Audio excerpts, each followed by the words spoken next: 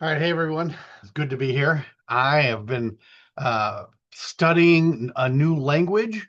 It's a language that Gen Z developed, and so basically I'm bilingual now.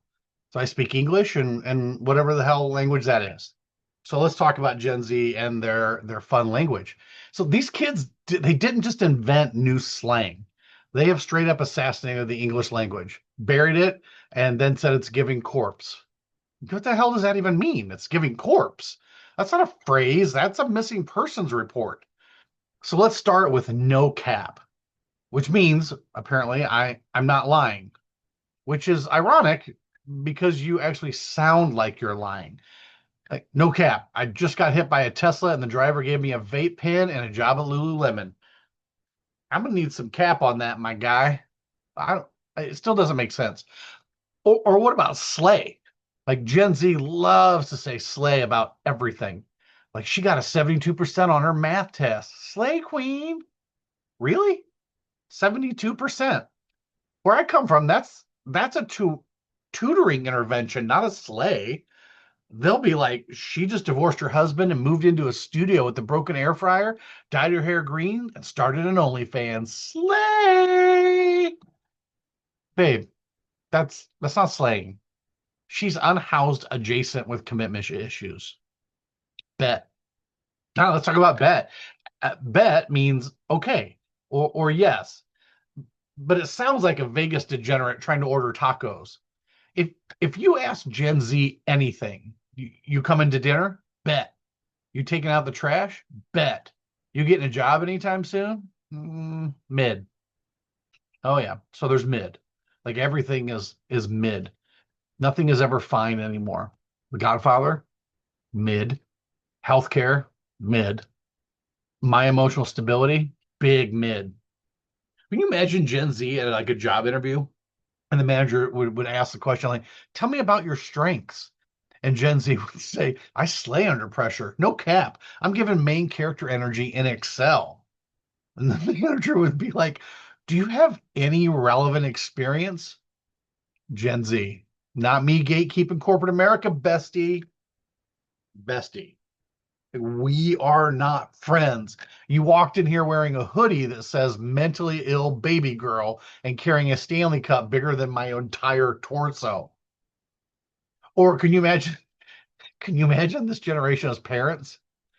Like, can you imagine like, mommy, I fell and I scraped my knee. OMG, not you trauma dumping on me, babe. Mommy, can we go back to the park? Ugh, hard pass. It's giving overstimulated and undercaffeinated. Mommy, what's for dinner? Vibes. Vibes and dino nuggets. Like they don't even talk in full sentences anymore. Just vibes and aesthetics. She's giving coastal grandma energy. He's giving sad beige divorce core. Like what the fuck happened to just saying someone looks tired?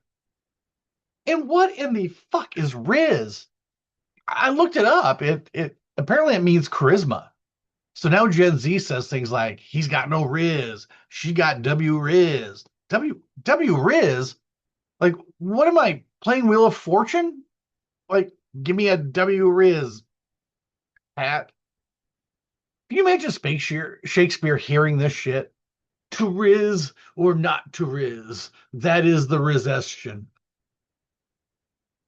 And delulu, short for delusional, because apparently even mental instability needs a cute little nickname now. My man's been unemployed for 6 years, thinks he's going to make it as a crypto DJ.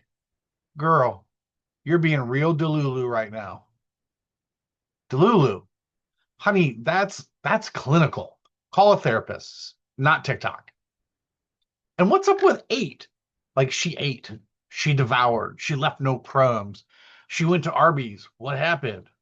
She showed up to brunch in a mesh dress and Doc Martens and ate. Was this an outfit or a goddamn Golden Corral buffet? And let's talk about ick. Like Gen Z collects icks like they're Pokemon. He wears flip flops. Ick. He waved at the waitress. Ick.